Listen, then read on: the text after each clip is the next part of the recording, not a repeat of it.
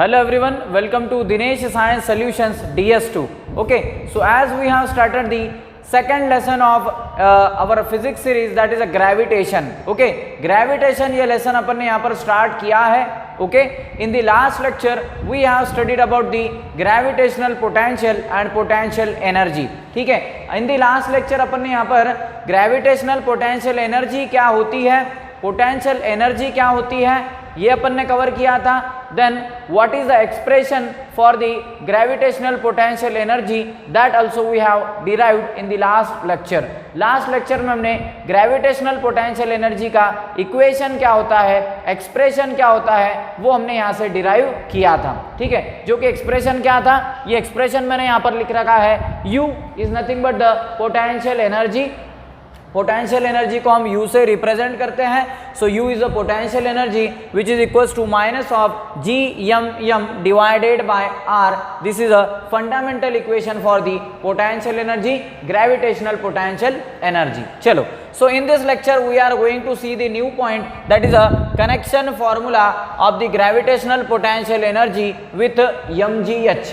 ठीक है, जो ग्रेविटेशनल पोटेंशियल एनर्जी का फॉर्मूला है अपने पास, यानी कि ये एक्सप्रेशन है, इसका हम रिलेशन यहाँ पर बताने वाले हैं mgh इस फॉर्मूला से. ओके, सो mgh से इस फॉर्मूला का कुछ रिलेशन है क्या, इन दोनों के बीच में कुछ रिलेशन इक्वेशन फॉर्म होता है क्या, ये अपने को यहाँ से कवर करना है. चलो, सो इसके लिए हमें यहाँ पर क्या करना होगा, इसके लिए हमें यहाँ पर दो पोटेंशियल एनर्जीज कंसिडर करनी होगी. Okay, so we have to consider the two potential energies.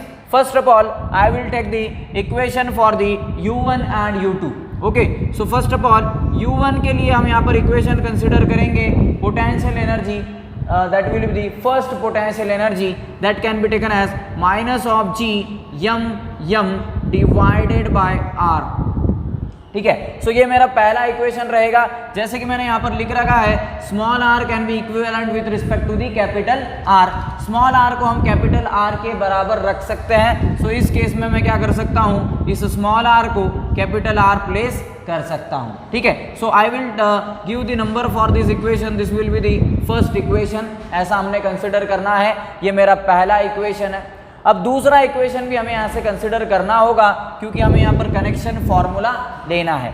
चलो, so second equation can be taken as U2 will be equals to minus of G(m)(m) divided by. ठीक है, देखो पहला जो हमने यहाँ पर सिनेरियो कंसिडर किया है, that is the radius of the earth. R is nothing but the radius of the earth.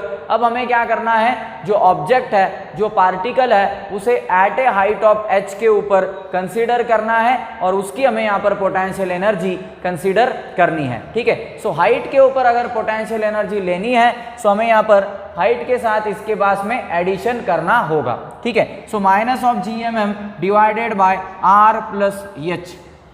Okay, so R plus h इस इक्वेशन के अंदर हमें एडिशनल डालना है. h is nothing but the height. Okay, जो ऑब्जेक्ट आपका प्लेस्ड है उसकी हाइट यहाँ पर हमने कंसिडर की है. चलो, सो इसको मैं यहाँ पर कहूँगा this will be the equation number second. ये मेरा क्या रहेगा, इक्वेशन नंबर सेकंड रहेगा. सो पहला इक्वेशन है U1 equals to minus G(m)(m) divided by R. दूसरा है minus of G(m)(m) divided by R plus h. ठीक है, ये दो इक्वेशंस हो गए. हमें क्या करना है, हमें इन दोनों इक्वेशंस के अंदर डिफरेंस क्रिएट करना है या फिर डिफरेंस फाइंड आउट करना है. ठीक है, डिफरेंस लेने के लिए हम change in potential energy consider कर सकते हैं. ये इक्वेशन तो अपन ने कल ही डिराइव किया था. ये इक्वेशन कैसे आए मैंने आपको यहाँ पर बता दिया है. ठीक है, सो ये दो इक्वेशंस हो गए मेरे. अगर मुझे यहाँ पर कैलकुलेट करना है, that is a change in potential energy. Potential energy का अगर चेंज हमें कंसिडर करना है, जैसे कि मैंने आपको कल ही कहा था, डेल्टा क्या होता है, delta is nothing but the change. ठीक है, जब भी फिजिक्स में, केमिस्ट्री में डेल्टा होता है या फिर डी होता है, उसे हम क्या कहते हैं, चेंज कहते हैं. U is nothing but the potential energy. U मेरी पोटेंशियल एनर्जी है. चलो, so delta U can be taken as.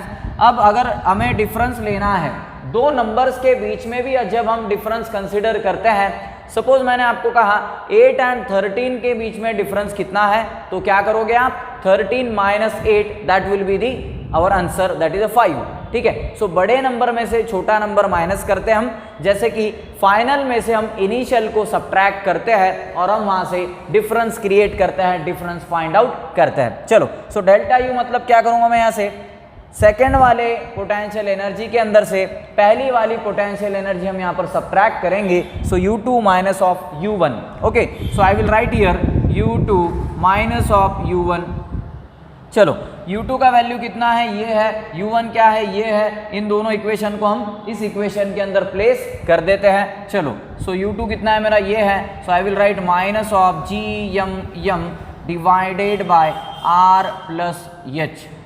ठीक है, अब इसके बाद में फॉर्मूला का ये माइनस है तो यहाँ पर माइनस साइन केप्ट कर लिया मैंने, यहाँ पर रख दिया। U1 क्या है, ये U1 है। सो U1 हम यहाँ पर ले लेंगे ब्रैकेट के अंदर minus of GM divided by this will be the R। चलो, सो ये इक्वेशन हो गया यहाँ से। अब इस इक्वेशन को अपने को सॉल्व करना है। देखो, सो नेक्स्ट स्टेप के अंदर मैं यहाँ पर क्या करूँगा, इसके अंदर थोड़ा चेंज हम यहाँ पर लाएंगे इस इक्वेशन के अंदर। चलो, सो GMM और GMM इधर भी है, इधर भी है, तो इसको हम कॉमन ले सकते हैं ब्रैकेट के बाहर। ठीक है, so in the next step I will take this delta U will be equals to GMM। ये जो GMM है इसको मैंने क्या किया, यहाँ पर कॉमन कंसिडर कर लिया। चलो, अब अंदर क्या बचा, यहाँ पर ये माइनस साइन है और यहाँ पर कुछ भी नहीं है और हमने GMM को कॉमन लिया है। सो 1 हम वहाँ पर प्लेस कर सकते हैं। So minus of 1 divided by R plus H। Okay, so minus of 1 divided by R plus H, ये इक्वेशन में हम ले सकते हैं। इसके बाद ये फॉर्मूला का साइन माइनस है, इसको मैं यहाँ पर माइनस प्लेस कर दूंगा। ठीक है, फिर हमने GMM को कॉमन लिया है, इधर भी मैं 1 प्लेस कर सकता हूँ, minus of 1। So minus of 1 divided by, यहाँ पर क्या है, कैपिटल R है। सो हम यहाँ पर लिख देंगे कैपिटल R। ठीक है, सो ये यहाँ तक स्टेप हमने बढ़ा दी इक्वेशन के अंदर। अब और क्या कर सकते हैं हम यहाँ पर अगर ये H इधर जाएगा, सपोज ये माइनस माइनस यहाँ पर क्या हो जाएगा, plus. Okay, so that minus minus will be plus over here.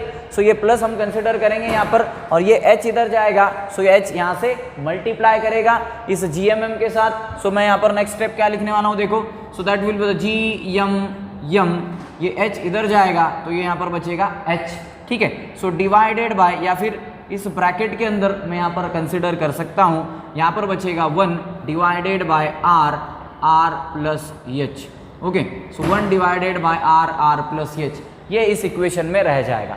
So ये H जो है ये यहाँ पर क्रॉस मल्टीप्लिकेशन होगा और GMM के साथ में वो कंबाइन होने वाला है, और डिवाइडेड बाय ये R है, ये R प्लस H मैंने मल्टीप्लिकेशन में ले लिया दोनों भी फैक्टर्स को। ठीक है, अब इस इक्वेशन को हम और कैसे लिख सकते हैं, देखो, इस इक्वेशन को ऐसा लिख सकता हूँ कि मैं GMH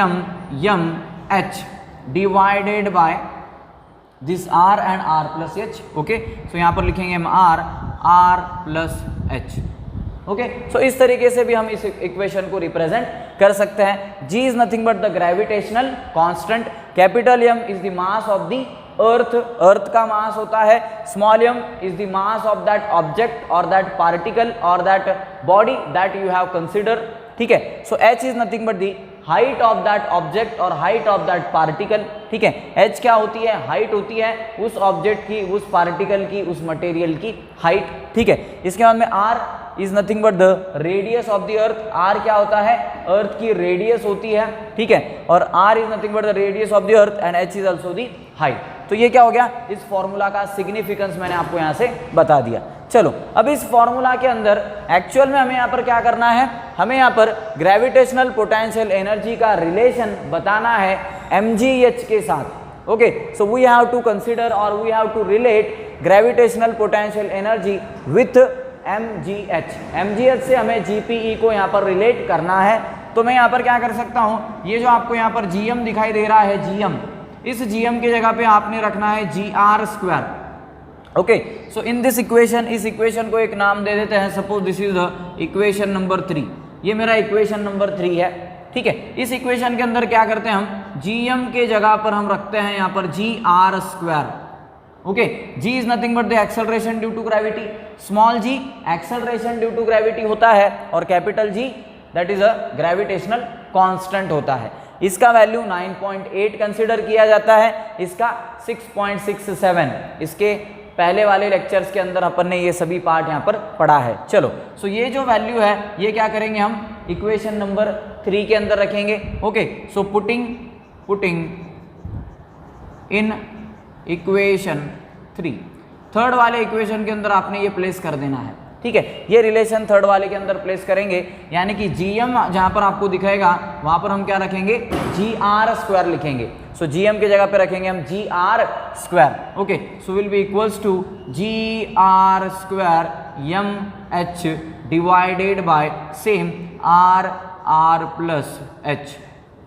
ठीक है, देखो अब कुछ टर्म्स यहाँ से कैंसिल आउट हो सकते हैं क्या, ऊपर क्या है आर स्क्वायर है, सो आर स्क्वायर है, नीचे क्या है आर है, सो यहाँ से एक आर और यहाँ से एक आर कैंसिल हो सकता है।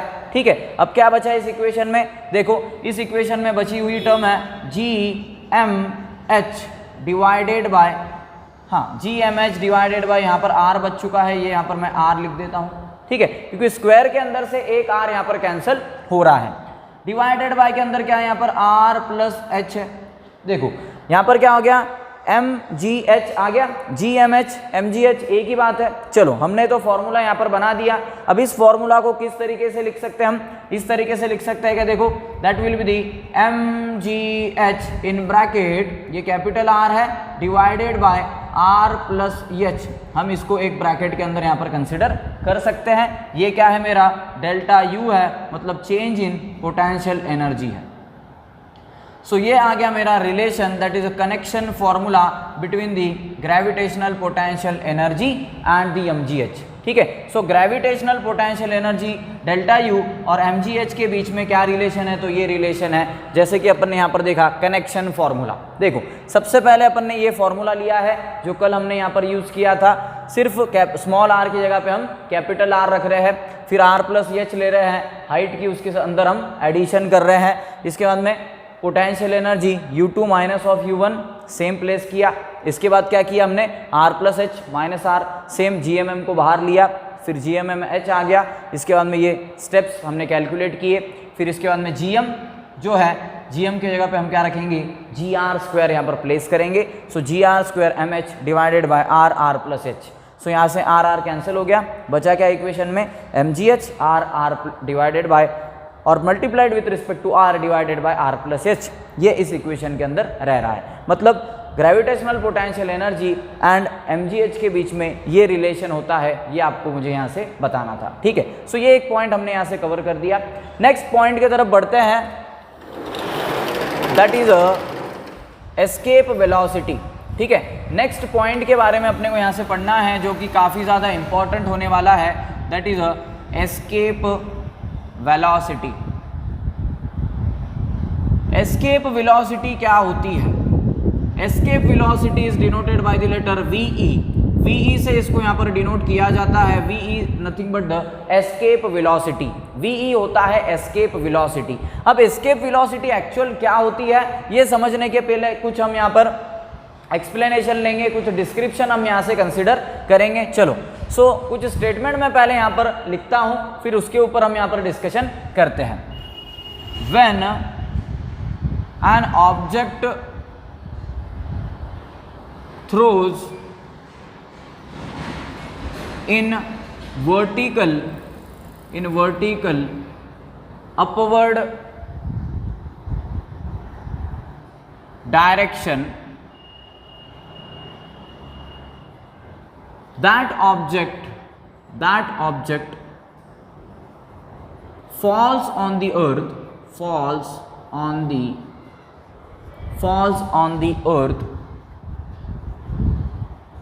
after reaching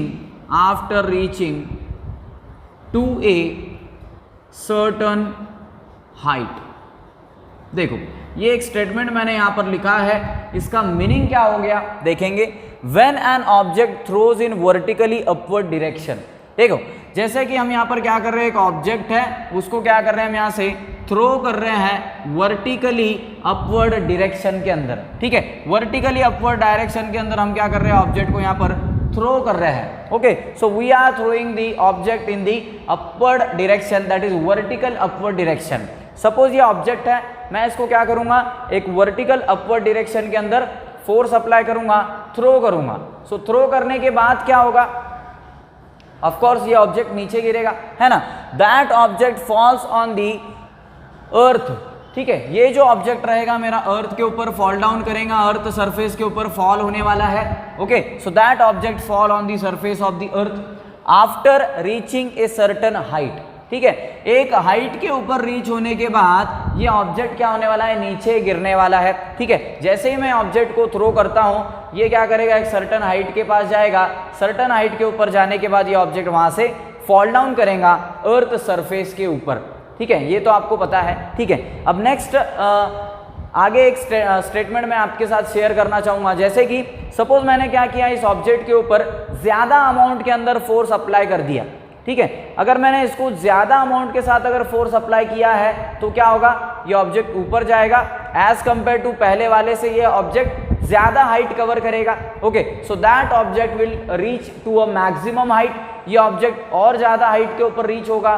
और फिर वहां से क्या करेगा, फॉल डाउन करेगा अर्थ सरफेस के ऊपर। ऑफ कोर्स अगर मैं यहाँ पर फोर्स बढ़ा रहा हूं, ठीक है, जैसे ही हम यहाँ पर फोर्स बढ़ाने वाले हैं तो ऑब्जेक्ट भी क्या करेगा, ज्यादा अपवर्ड मोशन दिखाएगा, ज्यादा ऊपर मेरा ऑब्जेक्ट जाने वाला है, ज्यादा हाइट ये यहाँ पर कवर करने वाला है, ठीक है। और उसके बाद में क्या होगा, ये फॉल डाउन करेगा on the surface of the earth के ऊपर, ठीक है। अब ये बातें तो जनरल बातें हैं, ये अपने को पता है ऑब्जेक्ट नीचे क्यों गिर रहा है, because of the gravitational force, ठीक है। लेकिन अपने को यहाँ पर जानना है अबाउट द एस्केप वेलोसिटी। अब ये एस्केप वेलोसिटी क्या होती है, देखो वेलोसिटी यानी कि आपको पता है that is change in displacement divided by time, इसको हम वेलोसिटी कहते हैं, ठीक है। लेकिन ये एस्केप क्या है, एस्केप वेलोसिटी ये कौन सी वेलोसिटी है, काफी ज्यादा इंपॉर्टेंट है। एस्केप मतलब क्या, एस्केप मतलब छोड़ना, ठीक है, एक चीज को छोड़ना, इसको हम एस्केप कहते हैं। एस्केप उसको कहते हैं कि एक चीज को छोड़ करके जाना, उसको हम एस्केप कहते हैं, दैट इज कॉल्ड एस्केप, ठीक है। अब एक्चुअली एस्केप वेलोसिटी क्या होती है, उसका डेफिनेशन पहले मैं यहाँ पर लिख देता हूं और फिर हम अंडरस्टैंड करेंगे कि ये एक्चुअली क्या है। देखो, so when an object throws vertically up, then that object will not fall on the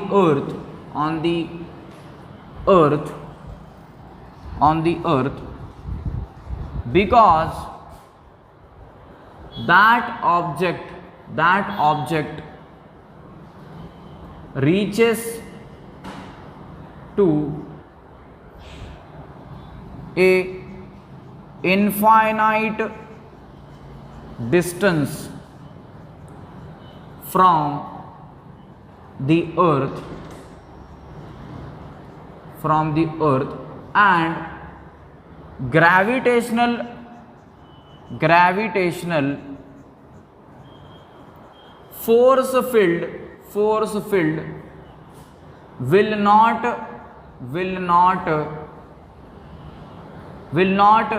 applicable at that certain point। देखो, एक स्टेटमेंट मैंने यहां पर लिख रखा है, इस स्टेटमेंट का मीनिंग क्या है, दिखने में तो बड़ा स्टेटमेंट है लेकिन आसान इसका मीनिंग है। देखो, so when an object throws vertically up, देखो जैसे कि हम यहाँ पर क्या करेंगे, ऑब्जेक्ट को थ्रो करने वाले हैं वर्टिकली अप, ऊपर हम क्या करेंगे, ऑब्जेक्ट को थ्रो करेंगे, ठीक है। So then that object will not fall on the earth.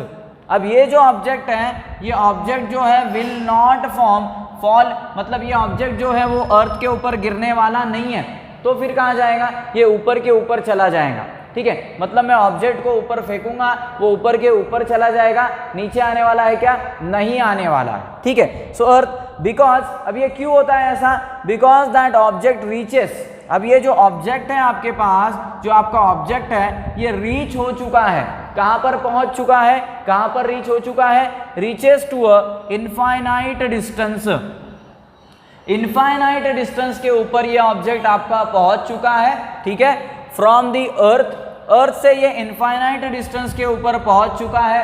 अब अर्थ से इनफाइनाइट डिस्टेंस के ऊपर जाने के बाद वहाँ पर उस ऑब्जेक्ट के ऊपर कोई भी टाइप का ग्रेविटेशनल फोर्स रहता नहीं है, उस पॉइंट के ऊपर ग्रेविटेशनल फोर्स 0 होता है, उस फोर्स के ऊपर या फिर उस पॉइंट के ऊपर ग्रेविटेशनल फोर्स 0 होता है। जैसे कि मैंने आपको पहले कहा था, हम क्या करेंगे, ऑब्जेक्ट को थ्रो करेंगे ऊपर, ये सर्टन हाइट पे जाएगा और नीचे फॉल डाउन कर जाएगा। नीचे क्यों गिर रहा है? Because of the earth gravitational force field. Earth gravitational force क्या कर रहा है? ग्रेविटेशनल फोर्स इस ऑब्जेक्ट को नीचे खींच रहा है, नीचे पुल कर रहा है, इसके लिए ये ऑब्जेक्ट नीचे आकर के गिर रहा है।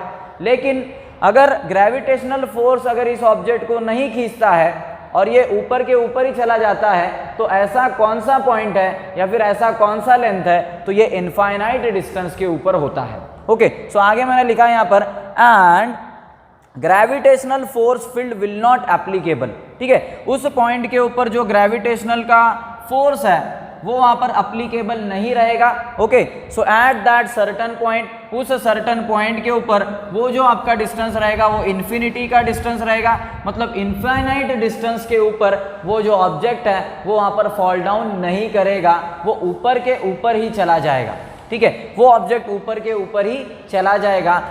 ऐसी वेलोसिटी को एस्केप वेलोसिटी कहते हैं।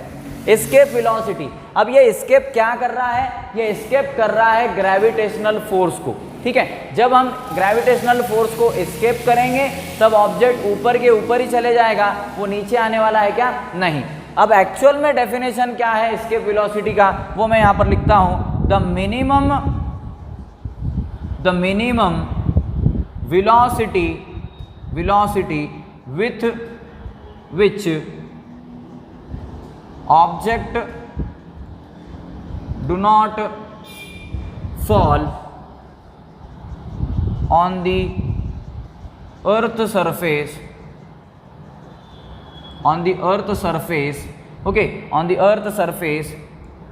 that object escapes the gravitational force field at infinite distance, and that velocity can be known as the escape velocity। ऐसे वेलोसिटी को हम एस्केप वेलोसिटी कहते हैं और एस्केप वेलोसिटी को VE से डिनोट किया जाता है। सो VE is the escape velocity. देखो सेंटेंस को समझते हैं, ये डेफिनेशन है उसका। एक्चुअल में पहले ही मैं अगर डेफिनेशन लिखता तो आपको समझ नहीं आता। ठीक है, ये डेफिनेशन के अंदर कुछ भी ज़्यादा पैरामीटर चेंज नहीं किए हैं, वर्ड्स भी सेम है, जैसे ये ऊपर वाले सेंटेंस में मैंने वर्ड यूज़ किए सेम है। देखो, द मिनिमम वेलोसिटी, अब ये क्या होती है? मिनिमम वेलोसिटी होती है। Okay, so escape velocity is the minimum velocity with which object do not fall on the earth. Object वहां पर अर्थ के ऊपर फॉल करेगा क्या? नहीं करने वाला है। ठीक है, सो दैट ऑब्जेक्ट एस्केप्स, वो जो ऑब्जेक्ट होने वाला है वो एस्केप करने वाला है, छोड़ करके जाने वाला है द ग्रेविटेशनल फोर्स को।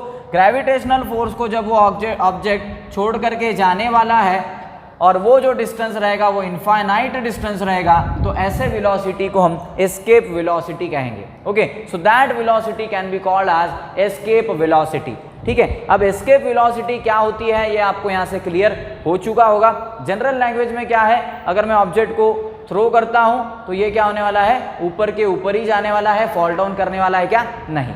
चलो, सो अब 2 मिनट के अंदर हम यहाँ पर क्या करते हैं, एस्केप वेलोसिटी के लिए इक्वेशन डिराइव कर लेते हैं। ठीक है, so how we can derive the equation for the escape velocity. So VE के लिए इक्वेशन कैसे हम यहाँ पर फाइंड आउट कर सकते हैं, ये अपने को यहाँ से देखना है। तो इसके लिए हमें यहाँ पर कंसिडर करना होगा एनर्जीज के बारे में। ठीक है, पहले सिनारियो में मैं यहाँ पर कंसिडर करूंगा object is on the earth. ठीक है, अर्थ पे जब मेरा ऑब्जेक्ट है तब उस केस के अंदर उसके ऊपर काइनेटिक एनर्जी कितनी रहेंगी और उसकी पोटेंशियल एनर्जी कितनी रहेंगी। जब अर्थ के ऊपर है मेरा ऑब्जेक्ट तब उस केस में काइनेटिक एनर्जी होने वाली है that is half v square. ये फॉर्मूला काफ़ी फंडामेंटल है, ये हम 9th 10th स्टैंडर्ड से पढ़ते आ रहे हैं। अब ये v को हम यहाँ पर ve भी लिख सकते हैं क्योंकि हम एस्केप वेलोसिटी यहाँ पर फाइंड करना चाहते हैं, ठीक है। सो ये हो गया मेरा काइनेटिक एनर्जी का इक्वेशन, इसको मैं यहाँ पर कह सकता हूँ इक्वेशन नंबर फर्स्ट, ठीक है। सब इसी केस में जब ऑब्जेक्ट मेरा अर्थ सरफेस पे है तो उस केस में पोटेंशियल एनर्जी कितनी रहेंगी? पोटेंशियल एनर्जी के लिए इक्वेशन हमने यहाँ पर देखा कल ही, that is u is equal to minus GMM divided by r। चलो सो ये इक्वेशन को मैं यहाँ पर प्लेस कर देता हूँ। सो ये हो गया मेरा पोटेंशियल एनर्जी अर्थ सरफेस के ऊपर, सिर्फ कैपिटल R को मैं स्मॉल r को मैं कैपिटल R में चेंज कर रहा हूँ। तो ये मेरा इक्वेशन नंबर हो गया 2। क्या हम यहाँ से टोटल एनर्जी कैलकुलेट कर सकते हैं? Yes, what will be the total energy? Total energy क्या होती है?